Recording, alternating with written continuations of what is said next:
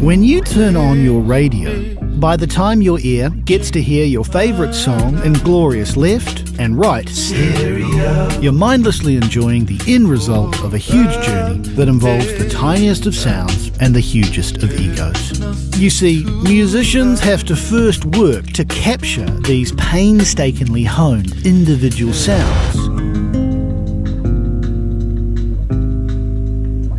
Melodies. Share this with you. Beats.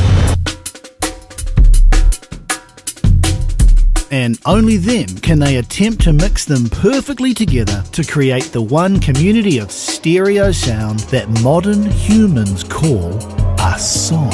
It's the little things, they break you down. Kia ora, I'm Warren Maxwell, full-time musician. Actually, no, full-time dad. Half-time dad. Anyway, you get the idea. Yeah. Kia ora, bro. My name's Rio Himapo. I'm bass player, vocalist with Trinity Roots. When it comes to that rootsy, raspy Wellington sound, Trinity Roots are regarded as New Zealand royalty. But before all that, they started out, as so many bands do, in a local band competition. We won a Battle of the Bands competition. Through... uni, actually. Oh, really? After we'd been together 6 months. Met before that through the jazz school. And then you and I got together, eh? Started like doing a bit of hanging and yeah, we'd sort of finished some covers school, and that was the too hard basket, you know. It was like it was a brain fry going through a tertiary institute to study art. And so it was all that was the incubator that got dropped into a band comp. I feel for the other bands. Apparently it was like some dudes we've met, eh? They were saying, that was rigged. You guys shouldn't have been allowed to have gone into the comp and stuff, but it's pretty funny. And out of this perfect storm of creativity, a very special wee song emerged called Little Things. This is kind of one of those songs that just came to me literally in a morning. I had recently split up from a long-term relationship, but I was at a point, you know, where I was actually I felt quite strong with where I was. You know, I was teaching, I was kind of independent, and there was just that brief moment where I felt in control of my life. You know, I felt really good. You know, I have this habit of letting little things fester. You know, it can start off, it can be between a relationship thing or a parking ticket, a $12 parking ticket that ends up $600 because you've let it fester. That's actually literally what it's about, just letting those little things grow and grow and grow until they become big monsters of issues. And I think, again, this was that time where I'd managed to get rid of all of those issues. Yeah, there's a lyric in here, Wipe the slate clean. Wipe the slate clean? Yeah, wipe the slate clean, and share this with you. So that's kind of like a feeling of, you know, you're in a good place. And I remember, it's quite vivid, my recollection of wishing everyone could be in this similar place where we're all, just really content where we were at, you know. Released in 2001, Trinity Roots' self-titled EP saw a very fresh-faced band enter a studio together to use the spoils of that band competition to capture Little Things for the first time. There's 3 versions out there. This is the first one we released, and we recorded it at Mike Gibson's studio in Wellington. Trident, it was called back then. Yeah. Mike did contribute a lot to the production of this. I think back then, you know, we would have been happy with just the raw drums, bass, guitar, because that's kind of all we sort of knew. But by getting someone like Mike in to say, oh, you know, yeah, but have you heard Ronnie Size, or have you heard blah, blah, blah, you know, and it's kind of good to get those other fresh ears and those other perspectives. But what is it about Little Things that launched Trinity Roots' career as the darlings of the New Zealand roots scene? How did they make sounds like these? And this one? And what happens when the unexpected lead instrument of your heartfelt ballad is the drums? To get the answers to our questions, we gave Warren Maxwell and Rio Himapo from Trinity Roots a large pot of tea and got them around a mixing desk to show us the anatomy of Little Things and what it is that makes this song so special. So what do you want to start with then? The drums to me sound like something that kind of pops out to begin with. This is classically the kind of beat that you would be bringing in a loop for, or you'd be using sample stuff, but you can tell it sounds like a real kit. Darren just nailed this groove, and then Mike added all these little bits and pieces. And he spent hours, like we'd go over to Anchor, he'd be just like in the glow of the screen, chopping individual parts up. And then, because this was early on in Pro Tools, so everything was really hands-on. It was a tedious process. So talking around the effects with the drum stuff, why have all those effects? Like, why not just let the kit just do the kit thing? Because it's a big part of what the tune does, is that there's all these effects going on and that the kit slows down. Like sometimes you're like, is the drummer just bad?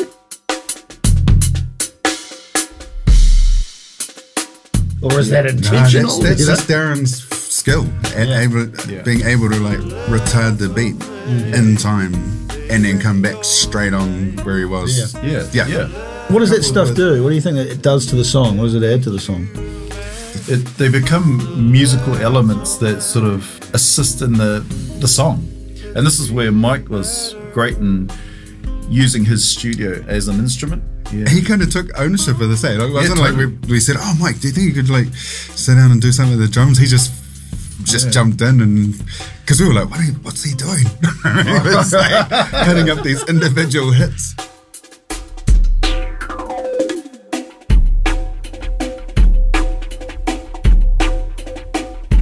The drums often, in some ways, take musically centre stage in terms of how they're being worked, and that's refreshing. I think it's really nice over a ballad. So that's the other thing with the drums is they're like they're up for it. So you got this ballad, and then it's sort of like let's go double time. Was that always the way you composed it, or did you imagine it to be? That's the way it came. And then a bit of what we were listening to at the time, because like with Ronnie Size and stuff, it was like not going hard out drum and bass, but there was just certainly the energy of that there, without trying to be really full on.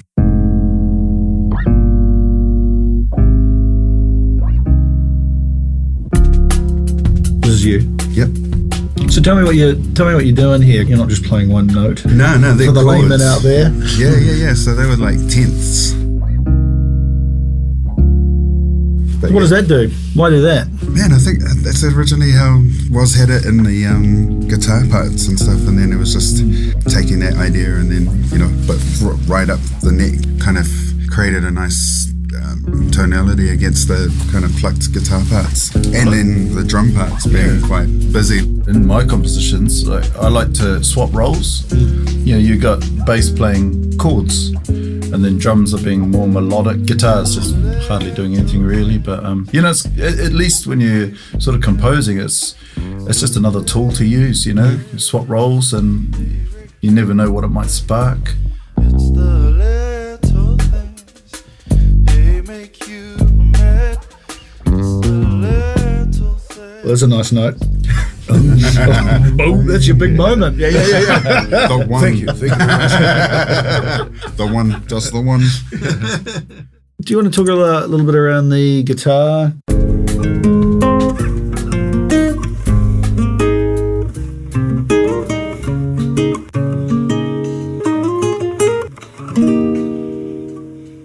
That guitar was just a thin hollow body Yamaha that I actually borrowed off a friend.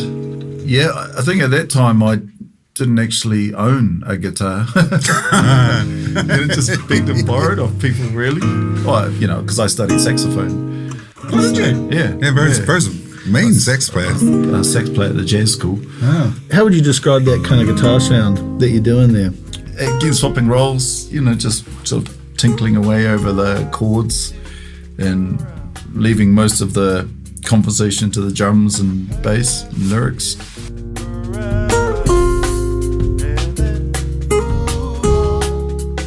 Another thing I'm hearing in it is it's a little bit off the beat here and there, kind of like what Dee's playing, even though he's metronomic. He might play a little bit back off the beat or up on it, and there's some parts where I'm playing the guitar a little bit lazy, just to give it that human kind of thing. There would have been a bit of improvising going on during the tracking process. So, in terms of vocals, Yeah. you always sing the way that you've sung?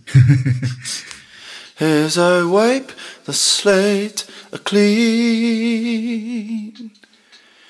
and share this with you. You know, people, when you hear you sing, we know it's you singing. Yeah. It's interesting. Yeah, well, I only started singing when we sort of got the band together. So, Yeah. just thrown in the deep end. Again, no real technique, just what sort of feels natural. Yeah. The little things, they break you down. It's the little things, they wreck your life. I'm still working on my technique, 20 years later. Yeah, man. I've thought about going and getting lessons and all that kind of stuff. Be careful. I know. Totally, I eh? know. Be careful. Just end up sort of sounding like Solo every meal. other Just listening back to this, it's like fresh. It's nice though. I like the innocence and it. Like Yeah, even yeah. like when the BBs come in and it's kind of like just man, like we're all like novice. Little things, they make In terms of BVs, who's singing on the BVs?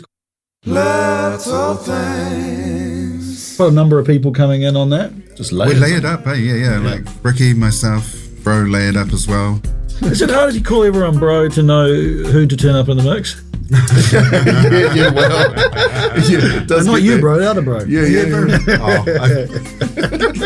You can it's tell. I know perfect. there's an inflection. You know. Yeah. It happens, man. You turn bro down, bro. They break you down. Your vocals go into some sort of radio here. They wreck your life. Yeah, that would have been a filter type thing. Again, just part of the arrangement. They make you mad. Oh, and double tracking as well. Yeah, just all part of the journey, of the song. I mean, we've never really been into the formulaic pop thing. Verse, chorus, Yeah. bridge, chorus out. So the natural kind of progression of this song, or what is it, sort of verse, chorus, verse, chorus, verse, chorus. And I think maybe because it is kind of sparse, you're just creating that subtle interest, really subtle, you know? So, after spending all this time creating and capturing these individual bits, what did Trinity Roots think they've achieved when all these parts work together? We recorded it. Famous in Yeah. North Island. Tumaranui. What have we achieved? Well, I mean, it was our first single kind of release, So in that sense, it was our calling card to anyone out there on the airwaves listening, I don't know. Yeah, no. It resonated with people. It still does, And Yeah, it's just that kind of visceral buzz that you get when you just listen to music in general, So and that's always been, and probably always be, my personal goal is to aim for that. Yeah. Aim for that magic, that little, when you get a tingling down the back of your neck, and when you're at a Well, I concert. think, I do think with this tune, you may have achieved that for a lot of people. So, well done. Oh, jeez. Thanks. Well done. Jeez. So it means a lot coming from me, I know. And a big thanks to Trinity Roots. Anatomy of a Song is a radio adventure crafted by RDU, funded by New Zealand On Air, and produced by Rachel Morton, Jonny Pipe, and me, Spanky Moore. Thank you for listening.